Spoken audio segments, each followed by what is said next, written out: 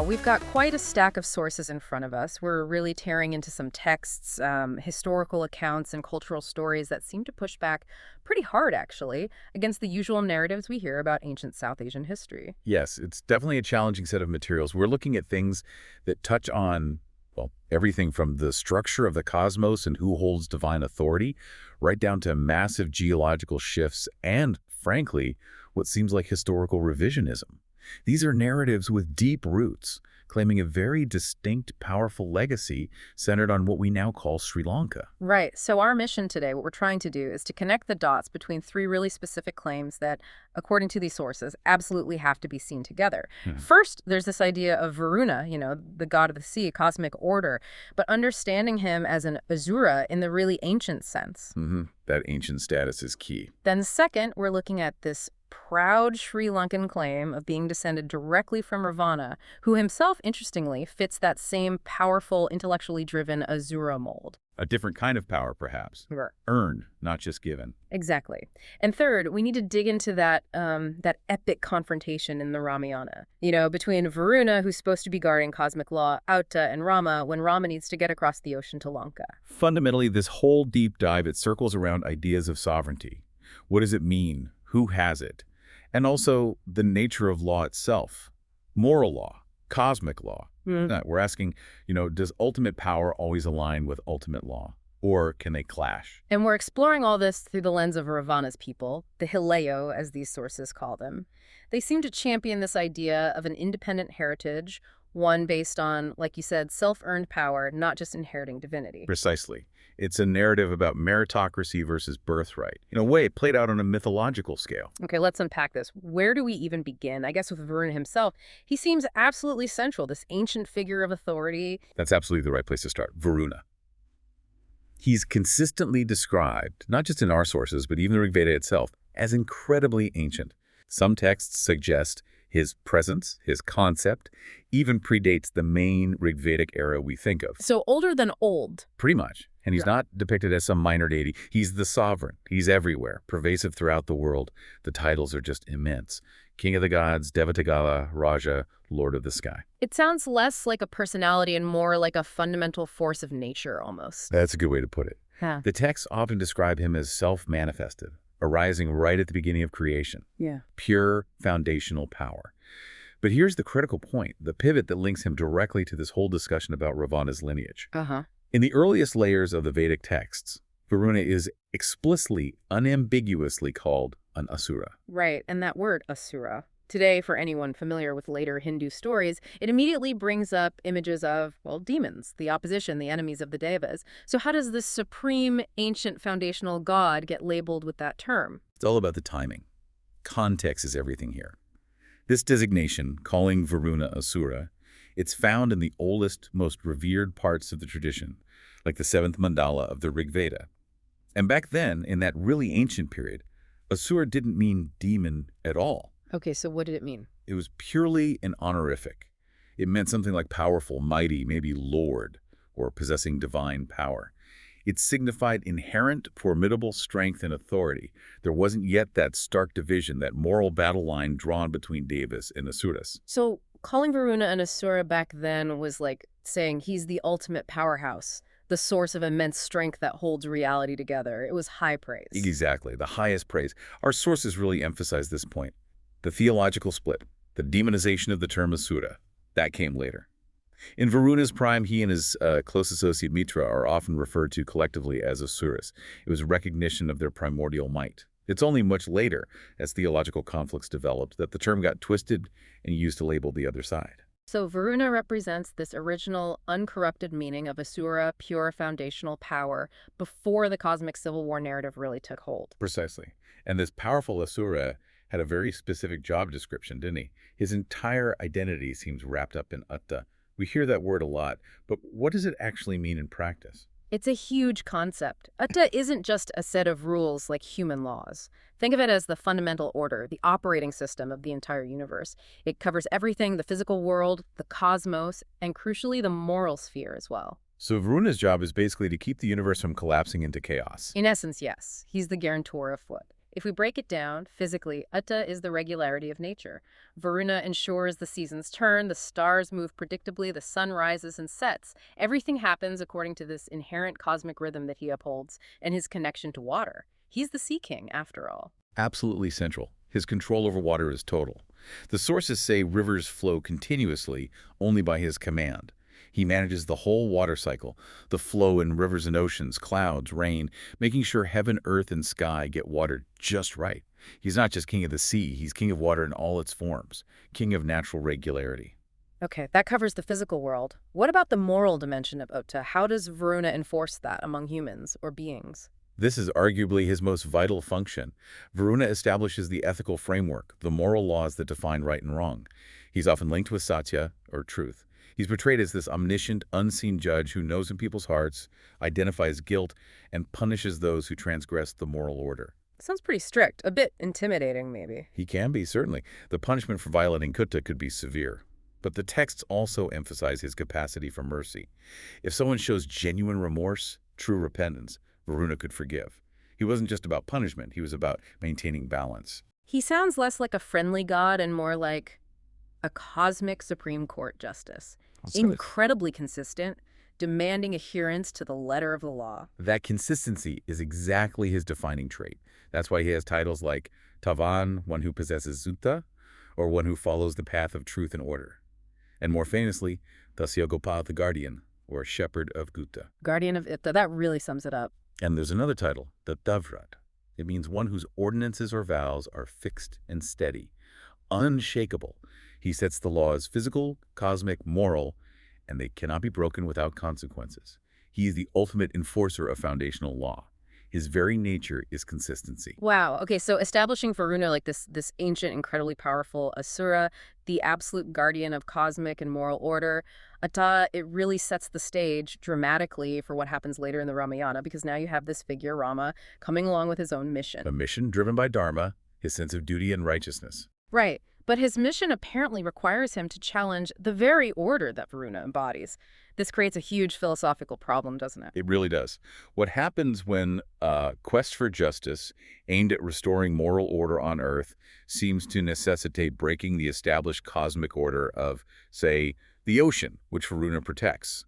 That's the tension. Which brings us right into section 2, this clash. Varuna representing Uta versus Rama representing, well, maybe necessary, of course. The context is clear. Rama needs to get his army across the ocean from Ramaswaram to Lanka to rescue Sita. And who controls the ocean? Varuna. As Samudra Raja, the Sea King, he's the gatekeeper. For Rama to cross, he logically needs Varuna's permission, or at least his non-interference. Otherwise, the cosmic law that dictates the sea, separates these lands, remains firmly in place. Oh, Rama tries the diplomatic route first. He does. The narrative is quite specific. Rama goes to the shore and prays. He performs austerities, makes offerings appealing to the Sea King for passage. And it wasn't just a quick prayer, right? The sources emphasize the duration. Absolutely. They say he prayed intensely for 3 days and 3 nights, nonstop. This detail isn't trivial. It highlights the seriousness of Rama's attempt to work within the system, to show respect, to appeal through devotion. 3 days and nights is a long time to be ignored. What was Varuna's response? Consistent, unwavering. The texts state clearly, the Sea King did not show favor. He didn't grant the request. He didn't appear. Silence. But why? This is the confusing part for many. If Rama is Vishnu incarnate on a mission to uphold Dharma, which is closely related to Uta, isn't it? Why would the ultimate regulator of cosmic order block him? This is the absolute core of the argument presented in our source material. Varuna, in his role as Tasya guardian of order, was doing exactly what he was supposed to do, upholding the integrity of his domain. The ocean is a barrier. That separation is part of the established physical order, part of Uta. So allowing Rama to just walk across or build a bridge easily would fundamentally compromise that natural law. It would compromise the ocean's integrity, its function as a separator, as defined by Thutta. Varuna was being Ditavrata, holding firm to his fixed ordinance. He was prioritizing the consistency of cosmic law over the immediate needs of even a powerful deity on a righteous mission. He wasn't being malicious. He was being lawful, according to his nature. He held the line, sticking to the cosmic rules even when it was inconvenient for the hero. But that strict adherence to Etta, that refusal, it pushes Rama over the edge. It absolutely does. The sources describe Rama's reaction as volcanic. He becomes utterly enraged. The term used, Ketmanalada, suggests an immense, terrifying sound, like a lion's roar shaking the world. He completely abandons prayer and diplomacy. And resorts to what? He resorts to the ultimate threat. He picks up his divine bow, strings an arrow specifically, the Brahmastra, a weapon of unimaginable power, capable of causing absolute devastation, and his stated intention, to destroy the sea itself, dry it up completely. Wait, hold on. Not just threaten Varuna, the god, but destroy the entire ocean. Think about the consequences. The marine life, the coastal regions, the global climate. That's precisely the implication the sources force us to confront. Rama wasn't just threatening Varuna's authority, he was threatening an act of catastrophic, indiscriminate destruction, annihilating Varuna's entire domain, wiping out countless innocent lives within it, potentially altering the planet's very balance all to achieve his goal, however righteous that goal might be. So it shifts from a negotiation between powers to a threat of ecological and existential annihilation. Exactly. It's about brute force threatening to overwhelm established natural and cosmic law. Think about it from Varuna's perspective again. As the guardian of Atta, his duty includes protecting his domain and all the innocent life within it. What can he do when faced with a weapon that can obliterate everything he's sworn to protect? He's caught. If he upholds Atta by refusing passage, his entire domain gets destroyed. If he saves his domain by yielding, he compromises Atta. An impossible choice. And the narrative is clear on what happens next. Only then, faced with this overwhelming destructive force, the imminent threat of annihilation against his innocent subjects and his realm, only then does the Sea King finally appear. And he yields. He surrenders. He appears, bows to Rama's power, and agrees to help, suggesting the method of building the bridge. He smooths the path forward, but crucially, he yielded to the threat of superior destructive force, not to the moral rightness of Rama's initial request or his prayers. This whole incident really throws a wrench into the idea of Atta being inviolable, doesn't it? If the ultimate cosmic law, upheld by its powerful guardian, can just be overridden by someone wielding a bigger weapon, what does that say about the law itself? It raises profound questions. Was Rama acting in accordance with Atta when he made that threat? Or did he prioritize his specific dharma, his duty to rescue Sita and defeat Ra Vana, above the universal cosmic law represented by Varuna and the sea's integrity? Our sources strongly lean towards the latter interpretation. They suggest Rama effectively used coercion, threatening mass destruction, to bend cosmic law to his will. Yes. That Varuna, the ancient Asura, whose very identity was might and order, was ultimately shown to be subordinate not to a higher moral principle in that moment, but to a greater capacity for destruction wielded by Rama. Wow.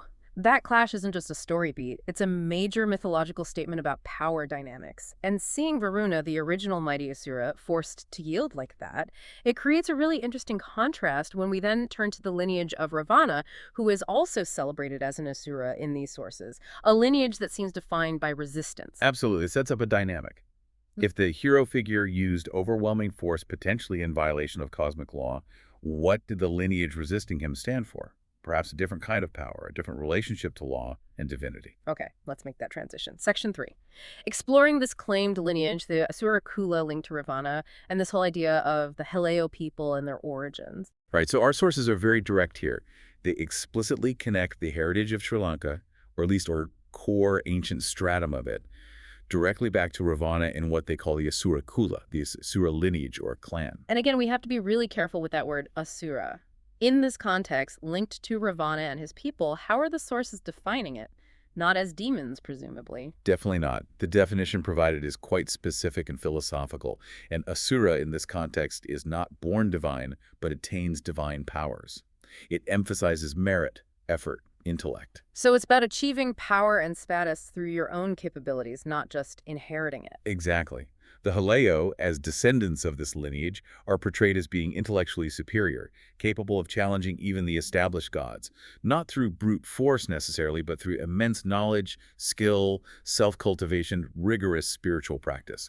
It's the archetype of self-earned divinity. And Ra Vana is the prime example of this. He's the embodiment. Think about his traditional descriptions. A master of the Vedas, a brilliant scholar, an unparalleled musician, an architect, a powerful ruler who gained immense boons and capabilities through intense tapasya or ascetic practice. His power wasn't just handed to him, it was largely acquired through his own efforts and intellect. This stands in stark contrast to later narratives that just paint Asuras as inherently evil beings. This self-reliant, merit-based identity, it's quite different from a cosmology based purely on divine birthright. And this lineage, according to the sources, wasn't just based on the island of Sri Lanka we know today. No, this is where the geography gets truly epic, almost unbelievable from a modern perspective. The sources claim that the island of Sri Lanka is actually just the highest mountain peak, they call it Helayo, of a vast sunken continent known as Atalanka. Atalanka, that sounds familiar, related to other lost continent myths. Precisely. The sources explicitly connect Atalanka to other deep traditions of lost worlds. Kumari Kandam, which is prominent in Tamil traditions, Lemuria from theosophical lore, and even, significantly, Atlantis. They describe a massive landmass that stretched across much of the Indian Ocean. How vast are we talking? The description suggests it spanned from near Madagascar in the west, across the Indian Ocean, potentially connecting to or reaching towards Australia in the east. A truly continental scale. That's a mind-boggling claim in terms of geology and history. What kind of civilization did they say existed on this Atalanka? Highly advanced, not just stone tools and farming. The sources describe a civilization that had mastered sophisticated technologies, particularly involving energy. They speak of colossal crystals used in conjunction with the sun's energy. Colossal crystals and sun power. Sounds like something out of science fiction. Can you elaborate? It's described as a form of vibrational energy technology. These huge, perfectly formed crystals, maybe natural, maybe engineered, were supposedly used to capture, amplify, focus, and distribute solar energy, perhaps even more subtle vibrational aspects of it. This powered their cities, allowed for advanced engineering, maybe even flight or long-distance communication. It was the basis of their technological supremacy.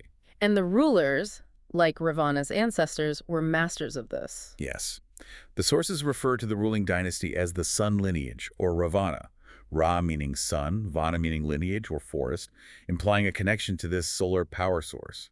Rulers mentioned include figures like Bali, Tharu, and Ravalu, an earlier form of Ra Vana or Ravana. They inherited and controlled this vast, sun-powered, technologically advanced continental empire. So Ra Vana wasn't just some island king. He was the heir to this incredible, ancient, high-tech solar civilization on a lost continent. But obviously something went terribly wrong. Atalanka isn't here anymore. What happened? A cataclysm. A world-altering event directly involving water of Varuna's domain, ironically. But the sources describe it differently from the typical Great Flood narrative. How so? It wasn't a sudden deluge that lasted 40 days or something. It was described as a prolonged, relentless process. It began with continuous, non-stop rain that lasted for 7 years. 7 years of rain. The ecological impact alone would be unimaginable. Darkness, cold, everything saturated. Exactly. This incessant planet-drenching rain caused the lowlands of Atalanka to gradually fill. Rivers swelled beyond measure, and crucially, the global sea level began to rise, steadily, relentlessly, year after year, until it submerged the vast majority of the continent. 7 years of watching the waters rise. That's terrifying. And this links back to Varuna's control over the waters, doesn't it?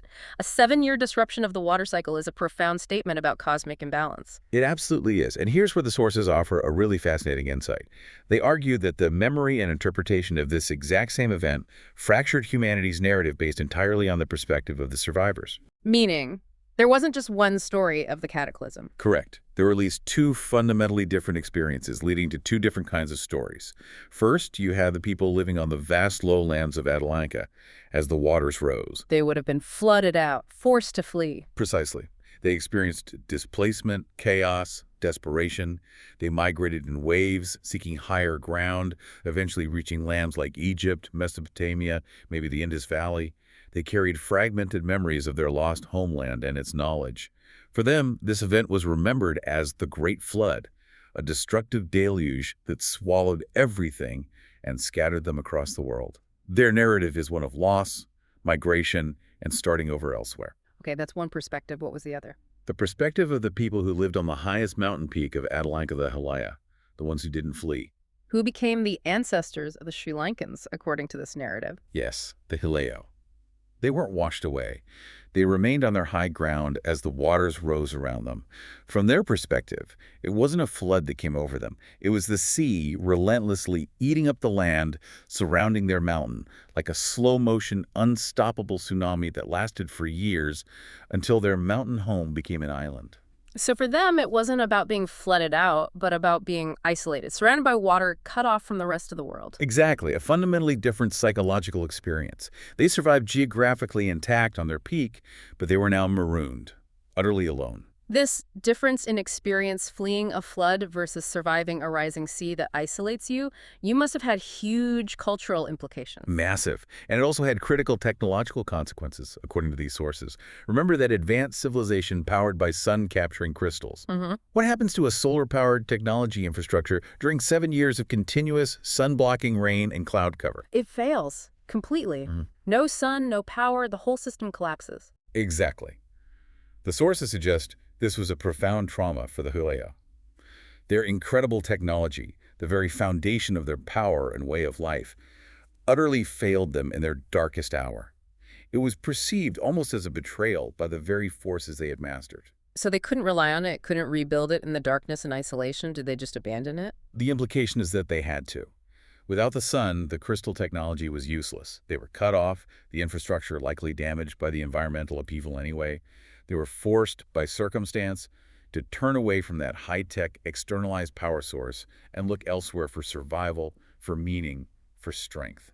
Which leads us perfectly into Section 4. This forced shift, this isolation, it apparently created a unique spiritual path for the Helayo. That's the argument. Marooned on their island peak, modern-day Sri Lanka, they were buffered from the chaos, the wars, the migrations, and the rebuilding struggles happening on the continents where the other survivors landed. They had relative peace, stability, and isolation. And what did they do with that peace and isolation? According to the sources, they did something profound. They turned inward. Instead of focusing on conquering neighbors or rebuilding external empires, they channeled their energy, their inherent intellectual drive, that Asura spirit of self-cultivation, into deep introspection. Exploring the inner world instead of the outer one. Precisely. This cultural focus on self-awareness, meditation, understanding the nature of mind and reality, seeking truth within it, became the defining characteristic of the Helayo culture. It was a direct continuation of that ancient philosophy of attaining power and divinity through internal effort, not external means or birthright. And this environment, this culture deeply focused on introspection, this is where the sources claim the ground was prepared for the Buddha. Yes. They argue that this specific cultural milieu, steeped in centuries of introspective practice and philosophical inquiry stemming from the Asura Helayo tradition of self-reliance, created the perfect spiritual soil for the emergence of someone like Gautama Buddha.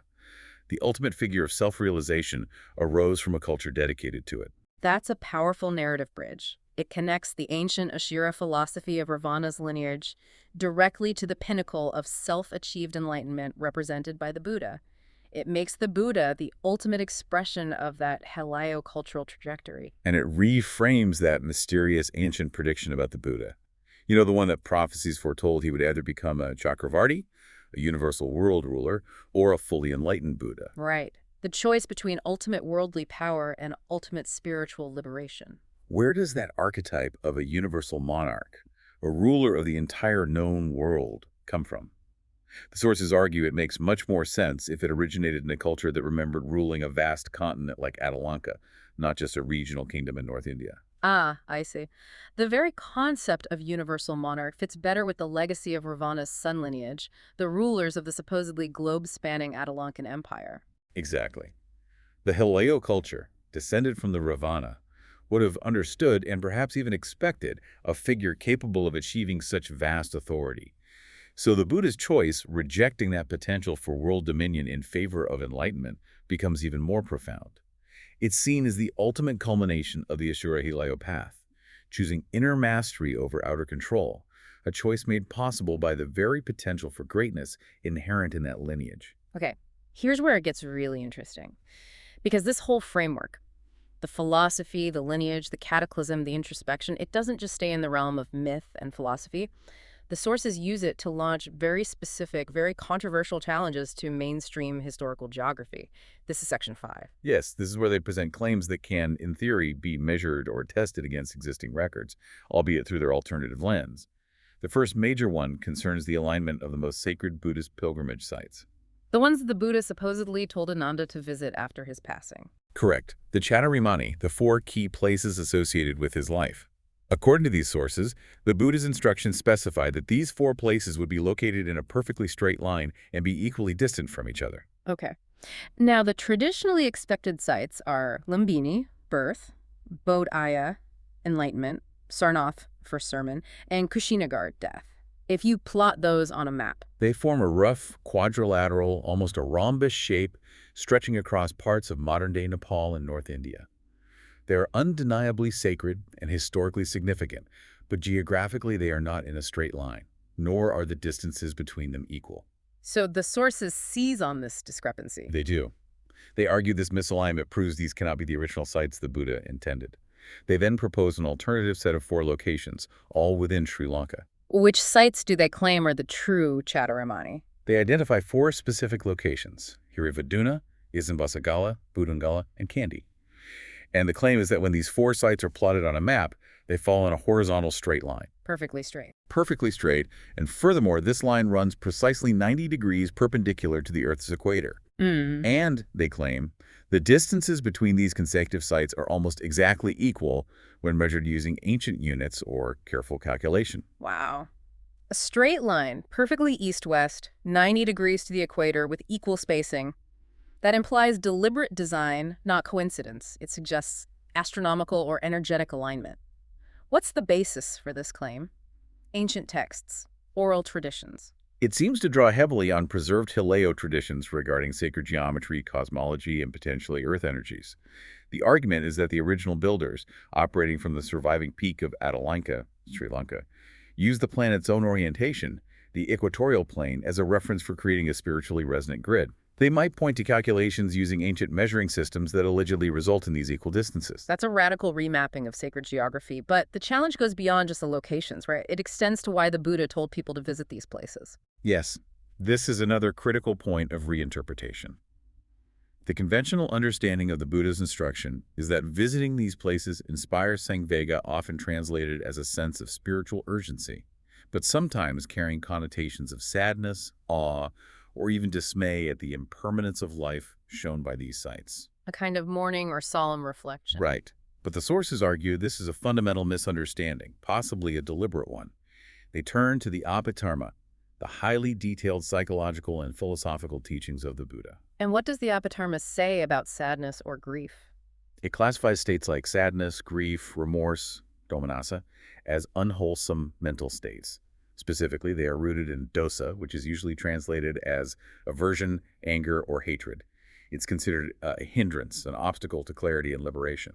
So the argument is, why would the Buddha, whose entire teaching aimed at eliminating unwholesome states and suffering, instruct his followers to visit places specifically to cultivate a feeling classified as a form of anger or aversion? Exactly. It seems contradictory to the core teachings. So they propose a different interpretation of Sangvega in this context, or argue the purpose wasn't Sangvega as sadness at all. If not sadness, then what was the point of visiting these sites? The sources argue the true intention was to create spiritual resonance and facilitate heightened awareness or insight. These precisely aligned sites were meant to be power spots, locations where pilgrims could more easily tune in to the profound vibrations or energy of the Buddha's key life events: birth, enlightenment, teaching, passing.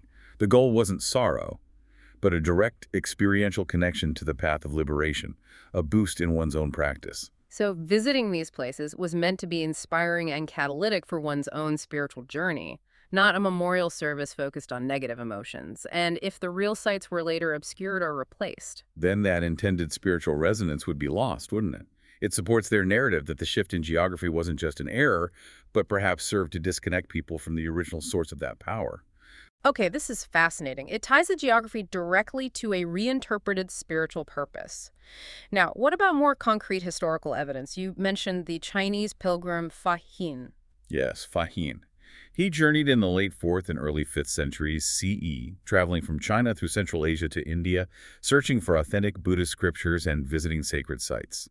His detailed travel records are considered a primary source for the history of Buddhism in India at that time. And what did he record seeing? He meticulously documented various important relics and sites associated with the Buddha. Our sources focus on several specific, highly revered artifacts he mentioned encountering in Buddha's land. The Buddha's actual walking stick, the Urnadapu relic, usually interpreted as the whorl of hair or mark on the Buddha's forehead, the sword Prince Siddhartha used when he cut off his hair and renounced his princely life, and the Buddha's original alms bowl. These are incredibly important relics, and the claim from our sources is... The claim is direct and startling. Every single one of these specific major artifacts described by Fahim is currently verifiably located in Sri Lanka, not in India or Nepal. Every single one. That's a huge claim. If true, it seems like definitive proof. But what's the mainstream historical counterargument? How do they explain this away? The main counterargument hinges on Fahim's itinerary. Historians generally interpret his records as describing travels primarily within the Indian subcontinent. Crucially, his main account doesn't explicitly mention making a significant sea voyage to reach a separate island nation like Sri Lanka to see these relics.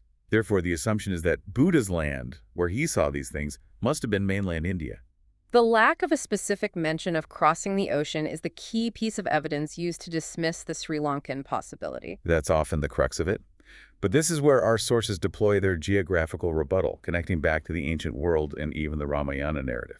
They bring up the Ramasetu, or Adam's Bridge. The chain of limestone shoals between India and Sri Lanka, what about it? They argue that historians are ignoring the geological reality of the Ramasetu at the time Fahim traveled around 400 CE. According to their research or traditions, the Ramasetu wasn't just a scattering of shoals then. What was it like?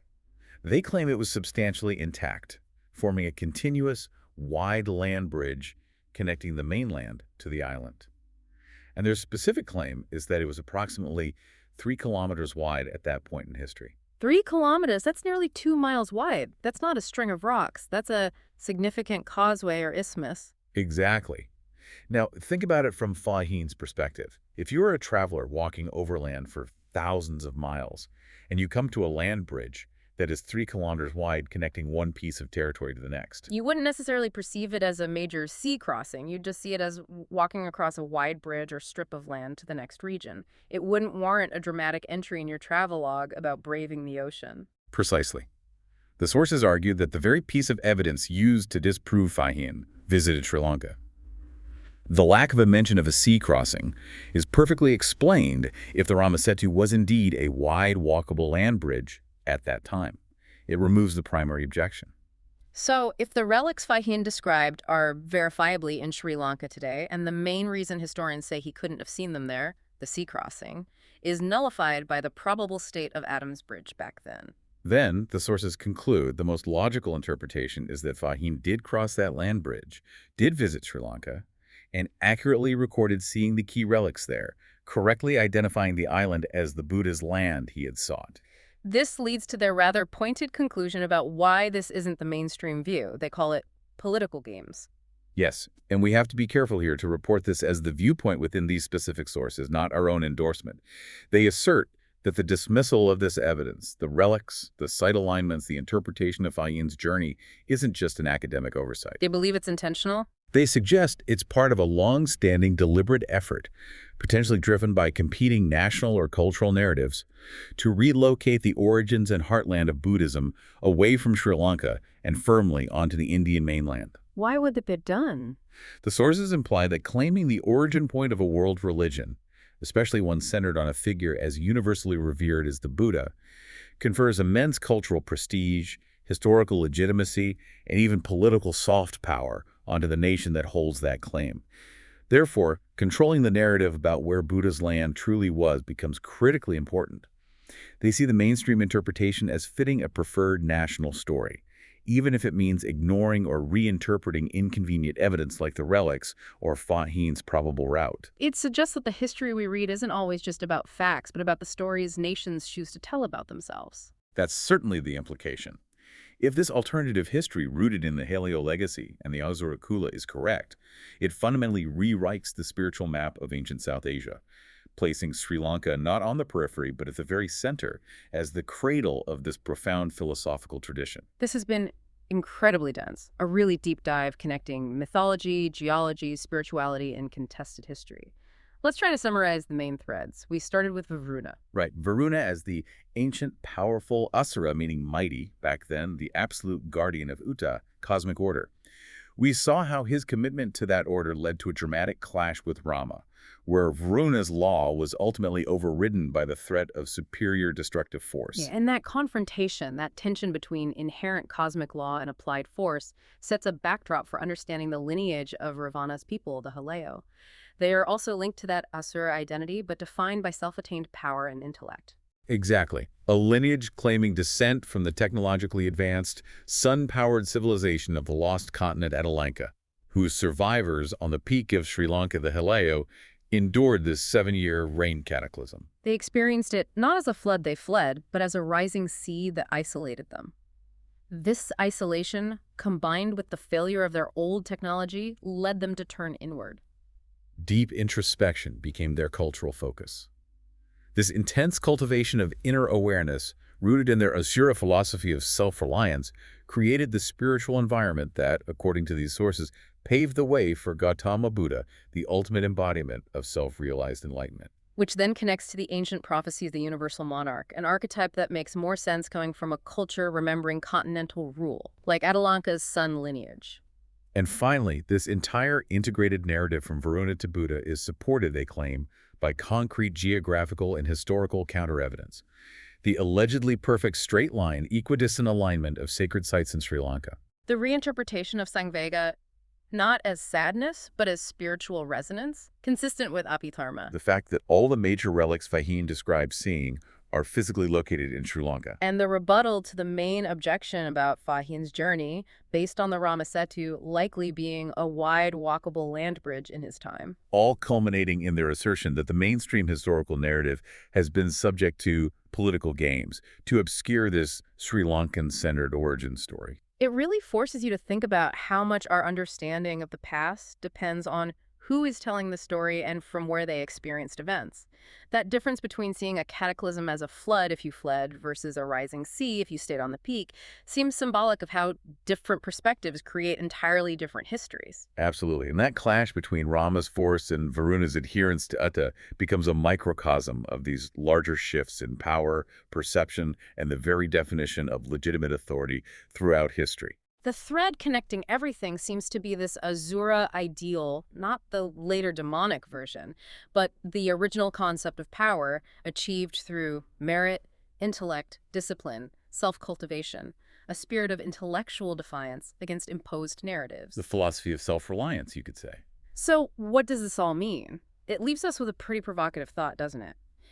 If this ancient Asura legacy is truly about achieving divinity or supreme understanding through one's own effort, rather than just by birthright or divine grace, how much does that philosophy still echo today? Does that spirit of intellectual challenge, of seeking truth through intense personal effort, still shape cultures or individuals striving for understanding, maybe even against established norms? And perhaps more pointedly, considering the Rama-Varuna clash, if foundational cosmic law could be forced to yield to the threat of overwhelming destruction back then, what does that tell us about the immense responsibility that comes with wielding power, technological, political, military in our own time?